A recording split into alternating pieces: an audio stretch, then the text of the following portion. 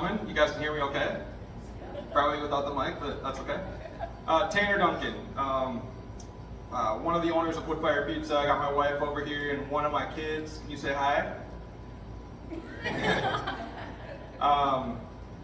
So my wife Emma, her father Jim Wood is a partner, and then her younger brother Sully Wood is a partner as well. So it's kind of started 6-7 years ago. I was out in California after working in Colorado for a few years. I worked for a company that built the trailers that you guys have seen around town. And so when I moved back to DL and started seeing crowds of people, I knew that, you know, a pizza food truck business could do something cool in the area. And so out in California, I remember the day, it was like wildfires out there. You couldn't even see a quarter mile ahead of you. And I went to a Woodfire Pizza restaurant, and I texted or called Emma's dad that night and said, hey, I think this is a good idea. Let's try to start this in DL, and he helped me get started. So we're going into season 6 now, so I've always referred to it as seasons, and this is the last time we'll probably have a season, because now we're going to be a year-round restaurant because of the space. So, you know, season 1 and 2 was a lot of testing, a lot of fun, a lot of good memories. We started off at the flea market with our main kitchen, and it was a good learning experience. Back then we used to make our own dough balls. That was a challenge in itself with the outside weather, not being able to control the temperature of the dough balls, how fast they expand and improve. And then our name kind of started going around even more, and we kind of got this, like, I always kind of called it like a cult following around TL. Like, some events, people might have to wait a long time to get pizzas just because, you know, people have been trying to find out where we are, and then they come and, you know, kind of drown us a little bit. So it's been fun. Man, it was season 4 we got our second trailer, and that's really when I tried to start kind of legitimizing the business even more. It kind of started feeling like a business, and that's really when we kind of started taking off. So you guys have seen us at different places like, you know, the city parks, JCPenney's parking lot, random businesses around town, stuff like that. And that's really kind of where we got everything rolling, really. Since then, our business has changed a lot. So, like this summer, we have over 100 catering events booked. So that's like grad parties, weddings, corporate events at places like Shears and Perham, you know, Midwest Bank we've done stuff with, Nearson's, Norseman's, that kind of stuff. So our business is going down that direction.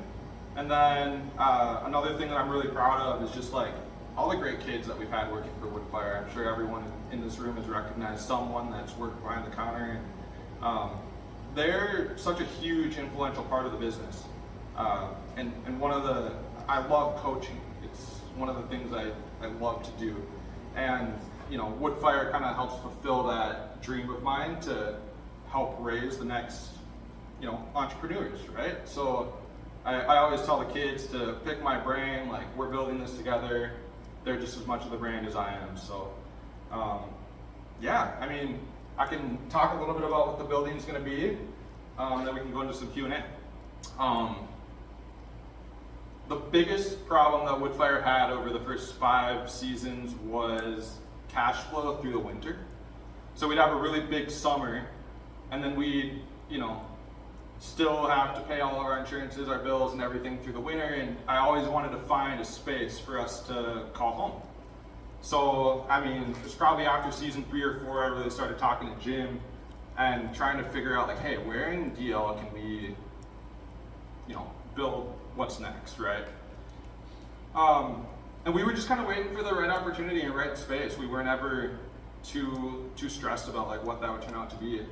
I know everyone probably saw us the last couple summers at 1201 Washington across from M&H.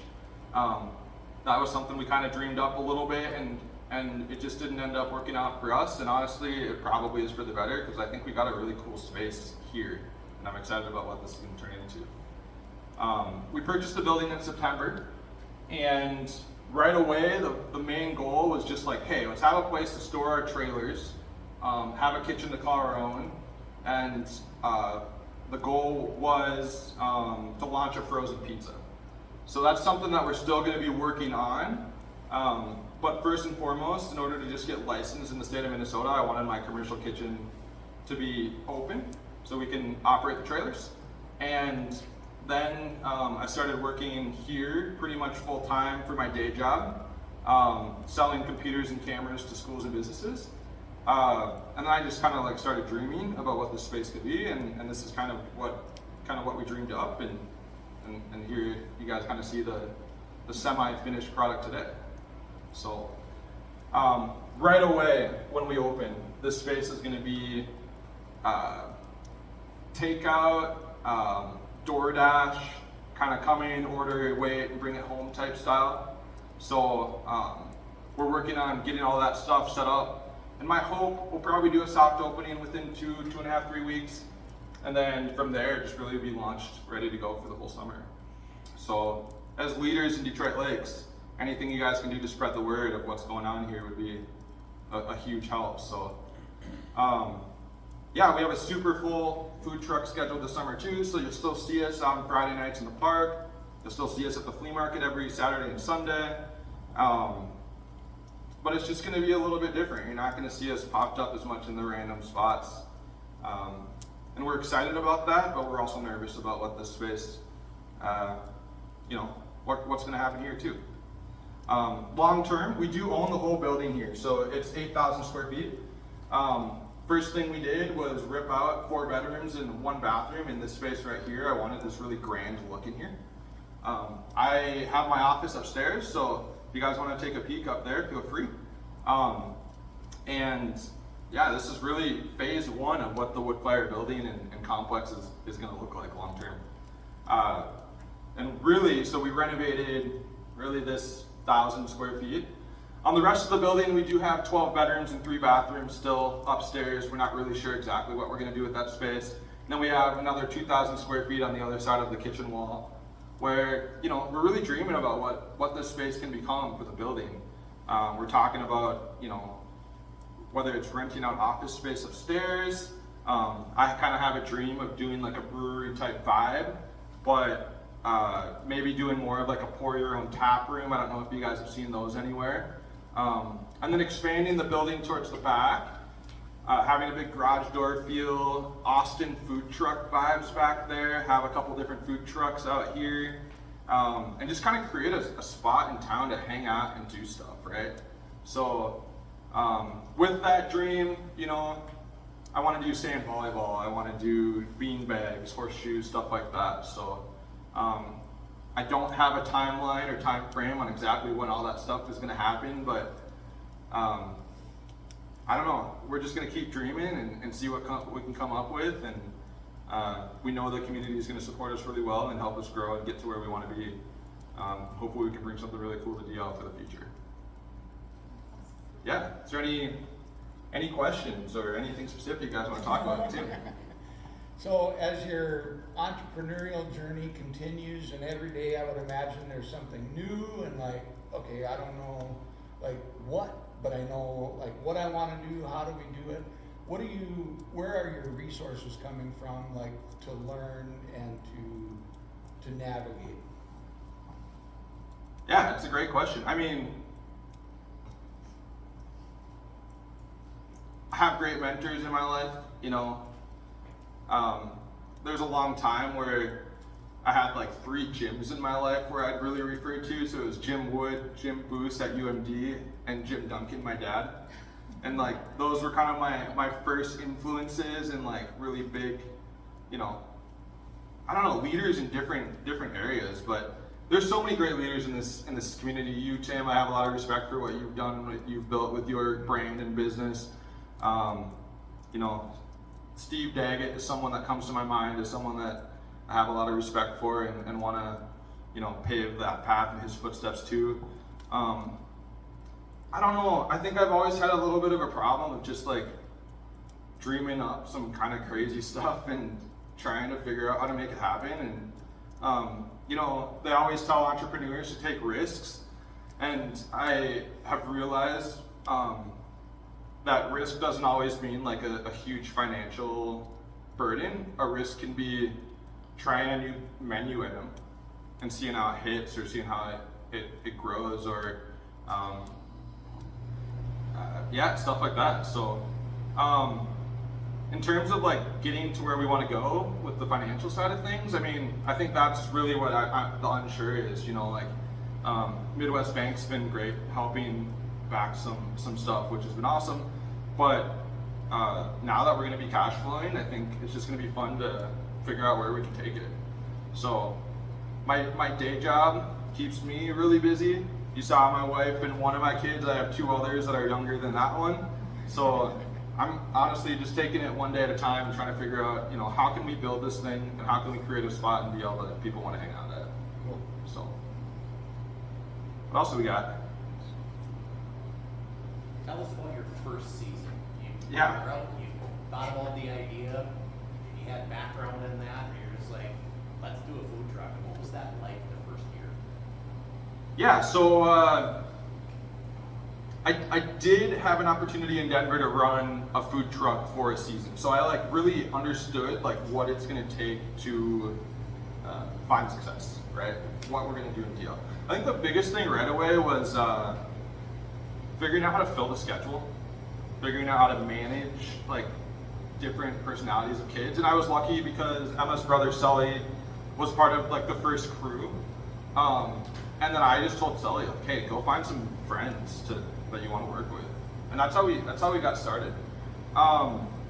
Season 1, I remember our first event, like the night before, Emma and my sister-in-law, Vanessa and Sarah, were making our menu board before the first day of flea market. And just like this, the fire's still going a little bit. Pulled up at flea market, 7 a.m., super nervous, just trying to get the fire started, which like that's such a huge part of the business too. Like fire attracts people, so wanted to get the fire started, and we got smoked that first day at flea market. I think we did like 210 pizzas, and like I said, we were making our own dough season 1, so we had to turn around and do it again on Sunday. And then after Sunday, I think we did like 250 pizzas that day. And we were supposed to do Monday, and I was just like, no, we're gonna call it a weekend, and we're gonna be good for this time. The rest of the summer went great, you know, a lot of learning, a lot of laughs, a lot of fun. It wasn't probably until like end of season 2 that we really settled on our dough recipe and what we wanted to do long term, and ever since then, it's been a much more consistent product, which is really the goal that I had all along. Yeah, does that kind of answer your question? Perfect. Yes. So you do make your own dough still? We, I'm kind of proud to say this, but some people might not take it that way. Like, all of our ingredients are just hand-picked, frozen from Cisco. So I call myself good at assembling pizzas, but not like a chef in any way that's like, hey, I'm gonna, like, this is my proprietary dough recipe or anything like that. So we found a dough partner out of North Dakota that does all of our dough. It takes 24 to 48 hours to proof. We really like to get it between that 24 and 48 hours for like the most perfect product. We never lose product at Woodfire, unless it's like a fresh produce type thing, because we can just reuse it next day. Most years over the last few, we've had 14 to 16 events a week with both trailers. So that sometimes means like 2 grad parties for 1 trailer on a Saturday. And so it's like we're not really losing product. And then the menu that we built is, honestly, I'm a big pizza guy. I like all pizzas. So like the mac and cheese is based out of the mac and cheese pizza at Ian's Pizza in Madison, Wisconsin. The Colby Classic, or the buffalo chicken, is based off of my favorite pizza from one of my buddies, Aaron Colby, at Zorba's, and it's one of my favorite pizzas. It was my first job working at Zorba's, so I wanted to kind of, take one of my favorite pizzas with that. The brisket we added, and that was kind of like one that we dreamed up. ran a marathon the year, we were gonna run Grandma's Marathon in Duluth, and COVID happened in 2020, so we had to make our own marathon, and I ran from my grandma's house out in Cormorant to Frazee, where me and Emma lived at the time.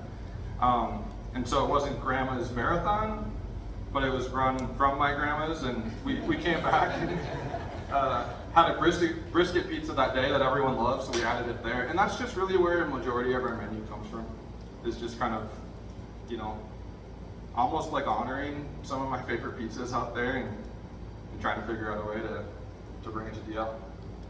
Some of the new menu items we're gonna have this year, we'll have a dill pickle pizza in here. That's a big state fair favorite. We'll have a crab rangoon pizza. There's a place in Des Moines, Iowa called Fong's. It's like a Chinese pizza restaurant. So I'm gonna bring the crab rangoon to this location as well. We have a garlic shrimp, which is from a place in Destin that's one of my favorite pizza places as well. So I'm gonna keep eating pizza when I'm on the road traveling, and I'm gonna bring some of those fun ideas to DL. So. I just have a shout out. We have gone to a lot of your trailer places, found you in crazy places to have pizza and to visit your staff.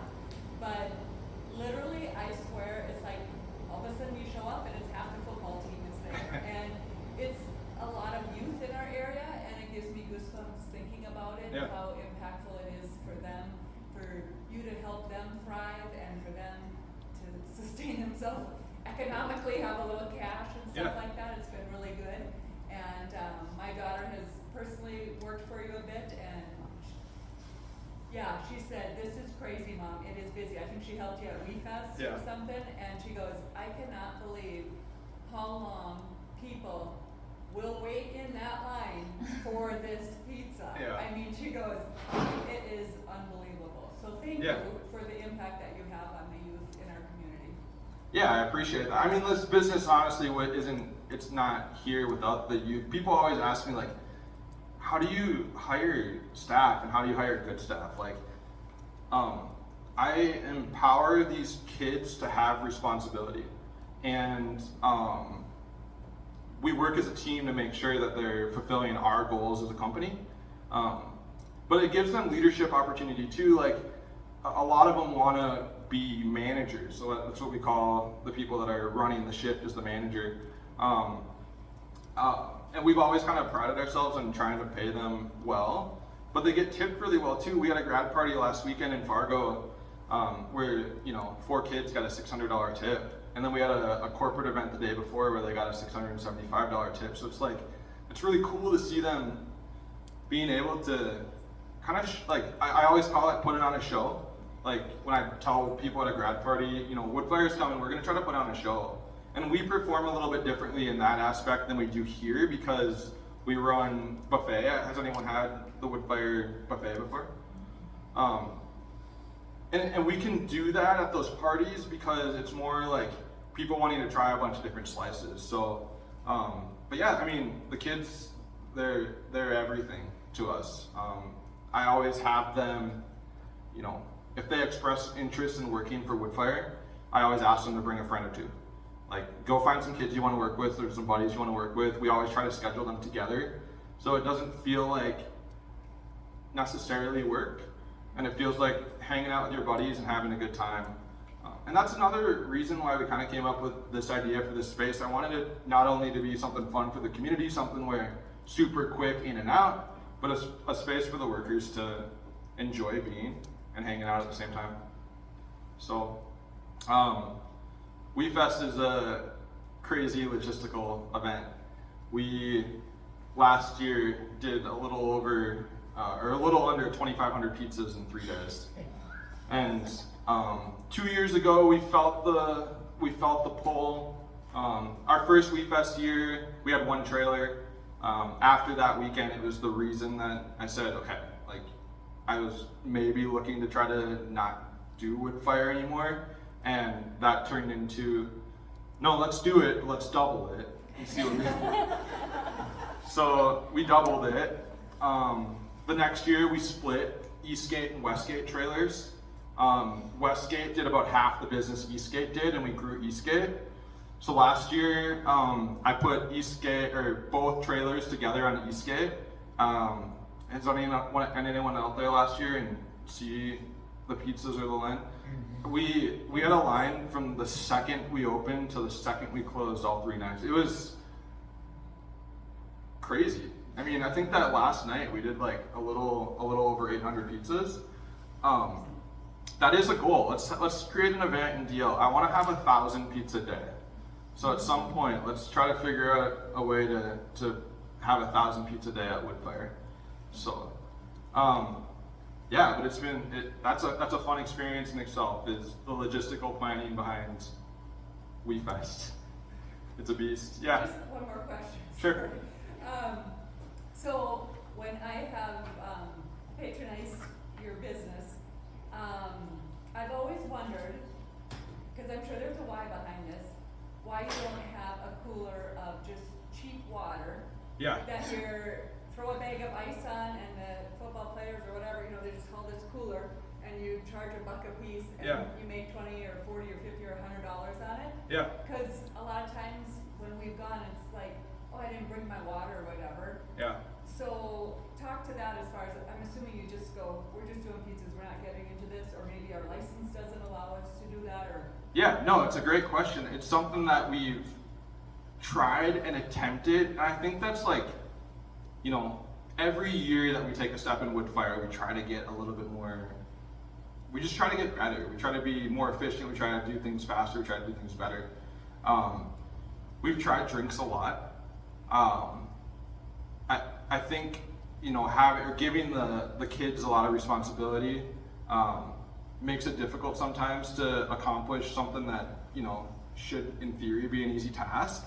But, then when they come to the kitchen in the mornings and they're scrambling to get everything out the door, and they, whether they bring the drinks or not, or they don't end up putting them out, or they don't sell them, or they don't have ice because they forgot to stop for ice. Like, there's so many little logistical things on the trailer that we want to work on and we want to get better. I think you're right. We really should always have a drink option, and we've missed out on opportunity because of that.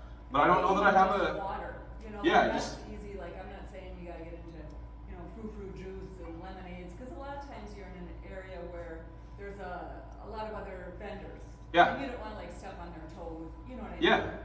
Yeah, no, I think it's never really been about that. It's more just I think the logistical challenges behind drinks. And it's funny, we have done it. I think when we do have drinks and market it, and this is not an excuse or not a reason why we shouldn't, but maybe we sell 100 pizzas that day, but we sell 3 drinks. Yeah. So then it's like, okay, dump the ice, dump the water, redo it the next day, hope we sell a couple more. And then whenever we do get water, it's usually the kids just like downing it because they're so hot on some of those hot shifts. So That makes sense. here we will have drinks. I do have, Coke did drop off like a small cooler that is for the trailers, and we're still deciding whether or not we're gonna bring that up. It's something we want to get into, so just gotta figure out how to do it better. Yeah, that's awesome. Thank So, you. any more? What advice do you have for people who are debating whether to go out on their own, like to just jump into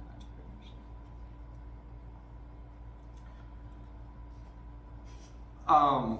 No, that's a good question. Just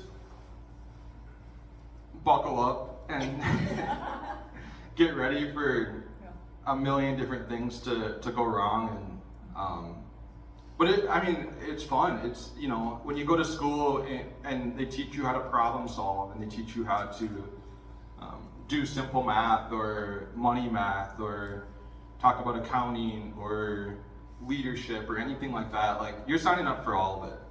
So my advice is take that leap, believe in yourself, try to get better every single day, be your own biggest critic, find a really good support staff and family with in-laws, wife, kids that allow me to be away when I'm needed. If it's Friday night and the kids are about to run out of dough in Monoman and someone has to go drop it off, or running out of ones, like it's just, you have to take that it just comes with the territory. So yeah, I guess my advice to anyone that's thinking or wanting to start a business is give it a shot and really believe in yourself, follow your dreams, but know that it's going to be a lot of hard work and it's going to take time, but in the end it's all going to be worth it. Any more? What's one way that the community can support you? I think just continuing to show up. We've had like incredible community support, and I think really coming in here, being patient as we really figure out what our new systems are going to be in this building, figuring out what online ordering is going to be like, giving feedback, I'd say, and then helping us dream what this location and space can be, and hopefully helping us see it through. I want to create a spot here that people want to hang out at. So the DL and surrounding area support is going to be a huge part of that. So we're going to keep cranking out some really good pizzas. We are going to introduce a large pizza out of this location, so it's not going to be a single size anymore. And then appetizers too. So we're trying to create, first and foremost, this portion of Woodfire to be a little bit of something for everybody, whether it's some Caesar salad or some appetizers and pizza with some drinks, and then the rest, what we do here over the next several years, is just going to be kind of fun, and I think it's going to require a lot of community support to get there. And where should everybody watch for updates? Sorry. Watch for updates. Yeah, Facebook I think is going to be a big one. We're going to really start posting a lot. Instagram, Facebook. We might do some online marketing, stuff like that. So I don't know. Like marketing's always been kind of a weird thing for me because it's almost always been just a Facebook thing, and then people end up showing up. My goal for this location is people just really start to understand like what we're doing here, what our hours are, and I say ease into it, but I'm more afraid that it's going to be a lot right away. So I'm just excited to open the doors and have people come in this space and see it, enjoy the pizzas, and share it with their friends and family. And one question we get a lot is, are people going to be able to come in and eat here? Yeah, up front, this space is really going to be for takeout. So order online. We're going to get into DoorDash pretty shortly after. Once we launch our frozen pizza line, we'll be able to sell those out of here as well. Eating here is something that I really want to dream about moving forward, whether it's the other half of the building and bleeding out into the backyard. Like I said, that Austin food truck vibe. We're not 100% sure on hours here yet, but it's going to be something like Wednesday through Sunday, 11 to 8, kind of create that consistency where it's like people always know, when they can come in and get pizzas. So, yeah, good question.